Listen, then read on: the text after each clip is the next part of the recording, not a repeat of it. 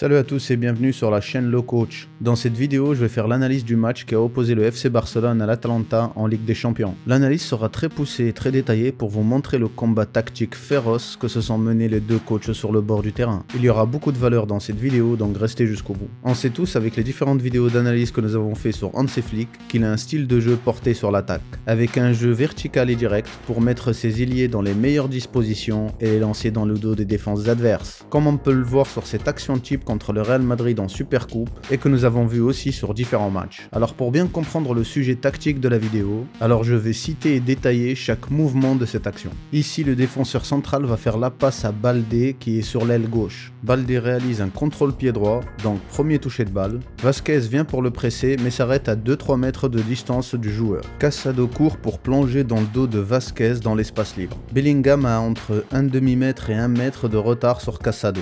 Baldé fait la passe dans l'espace libre dans le dos de Vasquez pour Casado. Donc là nous sommes au second toucher de ballon de Baldé. Le ballon arrive à Casado dans l'espace libre et en une touche de balle, il lance le ballon en profondeur dans le dos de la défense du Real Madrid. Comme on peut voir sous cet angle, Rafinha est lancé en profondeur dans le dos de la défense. Donc en 3 touchés de balle seulement, le FC Barcelone a réussi à passer le ballon de la défense à l'attaque pour lancer son attaquant en profondeur dans le dos de la défense adverse et lui offrir un face-à-face avec le gardien. Ce qui est très fort d'un point de vue football et qui est basé essentiellement sur de la tactique. Par la suite, Rafinha devra toucher le ballon à plusieurs reprises et le pousser pour arriver dans la surface de réparation de Courtois. J'ai compté 3 touchés de balle en plus avant d'être dans la surface de réparation adverse, ce qui nous fait un total de 6 touchés de balle pour arriver dans la surface de réparation. Plus le nombre de touchés de balle est faible dans une action où le ballon arrive dans la surface de réparation adverse, et plus il devient extrêmement difficile de la réaliser. Ce qui prouve le très haut niveau tactique et technique du FC Barcelone d'Hansi Flick. Toutes ces qualités techniques et tactiques de très haut niveau du FC Barcelone d'Hansi Flick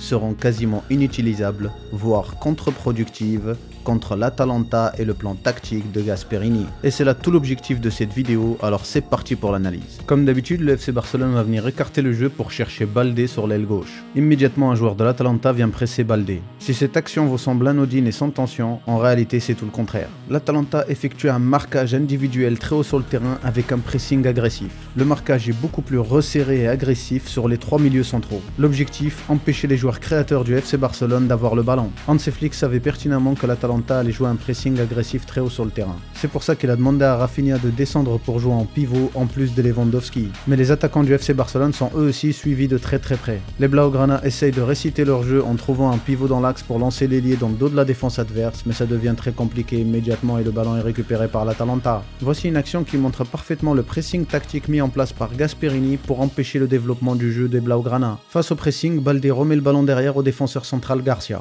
Garcia lui remet. Baldé bloqué à nouveau, alors remet derrière à Garcia. Sans solution, le ballon revient derrière au gardien de but, qui va chercher à écarter sur l'aile droite pour trouver Koundé. Immédiatement, son opposant direct s'active, Zappacosta traverse tout le terrain pour aller presser Koundé. Rafinha descend pour demander le ballon et proposer des solutions dans le dos du pressing de l'adversaire. Et c'est là où le plan tactique de Gasperini reste sans faille, c'est que le marquage individuel se fait sur tout le terrain. Le défenseur central qui est responsable du marquage individuel sur Rafinha ne le lâche pas d'une semelle et le suit jusqu'à 30 mètres de ses propres buts. Ce qui oblige Rafinha à remettre le ballon derrière. Le FC Barcelone est totalement bloqué. Hansi Flick, en préparant ce match, il avait compris qu'il ne pouvait pas jouer avec un seul créateur, c'est-à-dire Pedri. Car face au pressing adverse, il n'aurait pas le temps ni l'espace de pouvoir se mettre en place pour créer du jeu. Donc pour augmenter ses chances d'avoir la possibilité de créer des occasions et de développer le jeu à partir de derrière, il avait aligné aux côtés de Pedri, Frenkie de Jong, à la place de Casado qui était majoritairement titulaire sur les derniers matchs. En attaque, on retrouve beaucoup de permutations entre les attaquants avec Lewando, Yamal et Rafinha qui changent évidemment beaucoup de postes pour essayer de proposer des solutions et de se démarquer de leur marquage individuel. Les Blaugrana essaient à nouveau de passer par Baldé, mais cette fois-ci sans solution, il n'arrive pas à trouver un coéquipier et sous le pressing, alors il est obligé de remettre le ballon en cherchant Pedri.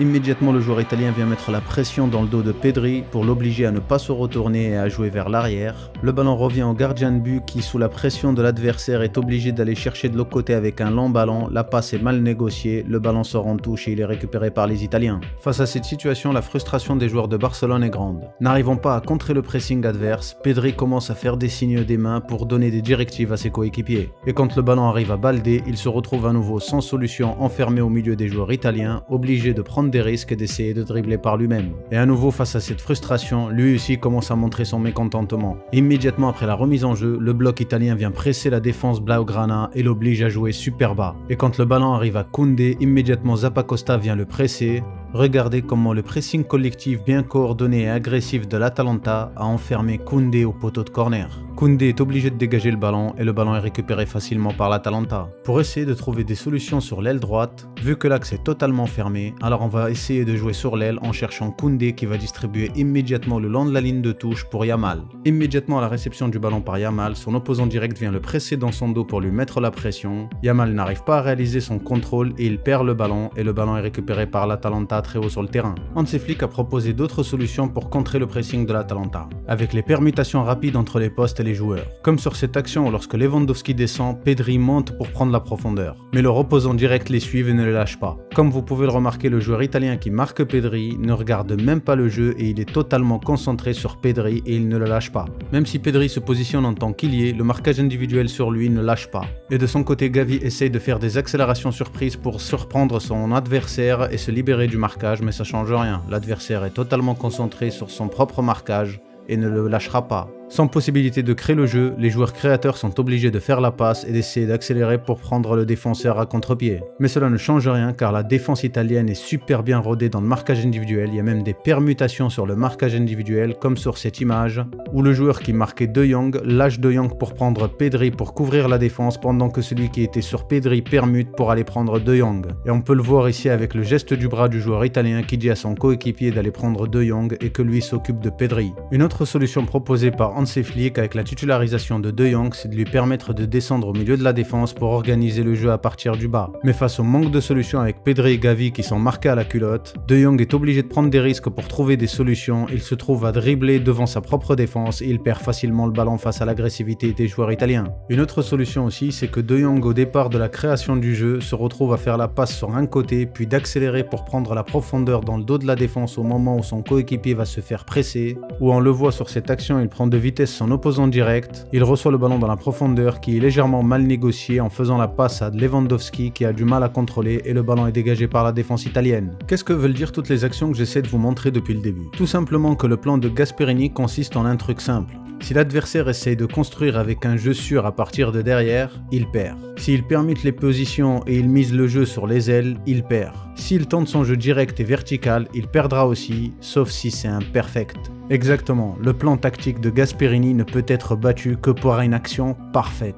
Une action où il y a le moins de touchés de balle possible. Avec une exécution et une réalisation parfaite qui met le ballon dans les bons espaces au bon moment. Et c'est ce que le FC Barcelone va essayer de réaliser à plusieurs reprises. Avec ici le pressing très haut de l'Atalanta, puis on vient chercher Koundé sur l'aile droite, Rafinha descend pour proposer des solutions en pivot, de son côté Gavi accélère pour prendre la profondeur dans le dos de la défense adverse, Koundé combine avec Rafinha qui combine avec Yamal et de son côté Rafinha prend immédiatement la profondeur dans le dos de la défense. Grâce à un peu de chance, Yamal arrive à se retourner pour lancer en profondeur Rafinha, mais le ballon est dans son dos et il est récupéré par l'Atalanta. Voici une autre action où sous le pressing de l'adversaire, le gardien va chercher à jouer long pour essayer de trouver Yamal sur la ligne de touche. Yamal, dos au jeu, sait que son adversaire va venir le presser immédiatement à la réception du ballon, donc il doit jouer super vite. Alors il fait une remise magnifique directe de l'épaule à son coéquipier Lewandowski et il prend immédiatement la profondeur dans le dos de l'adversaire. Lewandowski en une touchée de balle aussi, lui lance en profondeur dans l'espace libre. Yamal est lancé en profondeur avec seulement 3 touchées de balle, mais il est obligé de pousser le ballon à 2 reprises, ce qui augmente le nombre à 5 touchées de balle pour lancer en profondeur son coéquipier et amener le ballon dans la surface de réparation adverse. Sauf que c'est déjà trop tard, les défenseurs de l'Atalanta sont déjà de retour. Donc avec 5 touchées de balle, les joueurs de FC Barcelone ont réussi à apporter le ballon dans la surface de réparation adverse, mais les défenseurs de l'Atalanta étaient déjà de retour.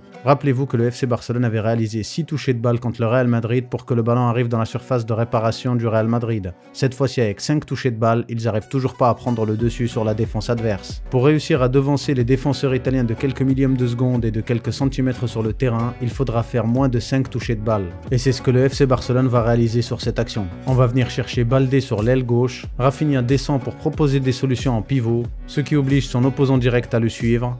Mais en réalité c'est un appel contre appel et immédiatement il prend la profondeur et il accélère pour prendre de vitesse son coéquipier. Lewandowski de son côté descend en pivot pour recevoir la passe de Baldé. Immédiatement à la réception de passe de Baldé, Lewandowski en une touche de balle lance en profondeur Rafinha dans le bon espace libre au bon moment. Nous sommes à 3 touches de balle, 2 de Baldé, 1 de Lewandowski. Rafinha prend l'information de l'autre côté pour savoir si Yamal est là, il le sait que Yamal est là, s'est préparé à l'entraînement. Rafinha sans contrôle fait la passe directe à l'entrée de la surface de réparation de l'Atalanta pour Yamal.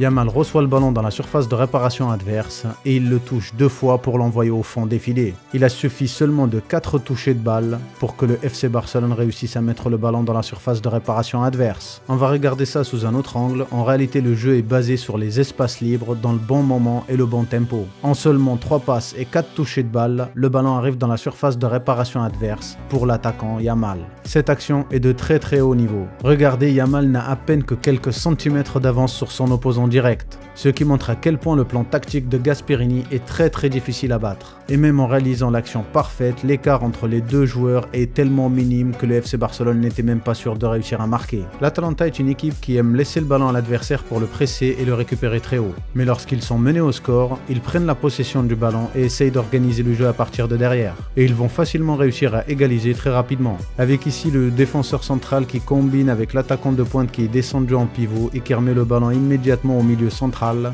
Immédiatement l'arrière droit accélère et prend la profondeur et il est lancé par le milieu central dans le dos de la défense. Et avec une passe il lance en profondeur l'ailier gauche mais le ballon est un peu trop lent puis il revient dans l'axe vers Ederson qui grâce à un dribble réussit à se mettre dans une position de tir et d'une frappe il envoie le ballon au fond des filets. Après tant d'efforts du FC Barcelone pour marquer, ils prennent facilement un but très rapidement. Derrière, Lewandowski sort et il est remplacé par Ferran Torres. Immédiatement, Koundé va venir chercher Torres en pivot. Et vous l'avez compris, je vous passe les détails. C'est pas qu'il n'y a plus d'action parfaite, c'est qu'il n'y a plus d'action du tout. De son côté, le FC Barcelone va réussir à prendre l'avantage grâce à une faute de marquage étonnamment de la part des joueurs italiens. Sur le corner, Araujo est totalement seul, il réussit à marquer.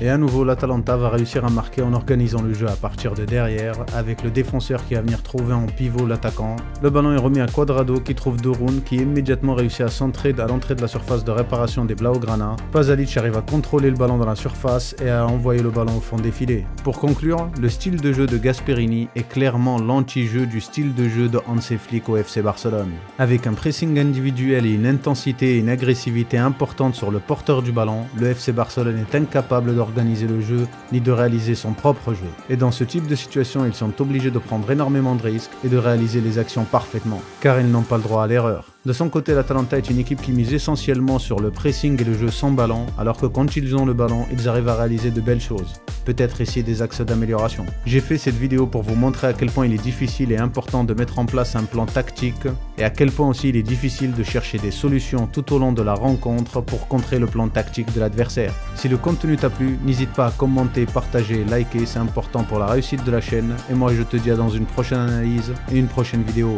Ciao!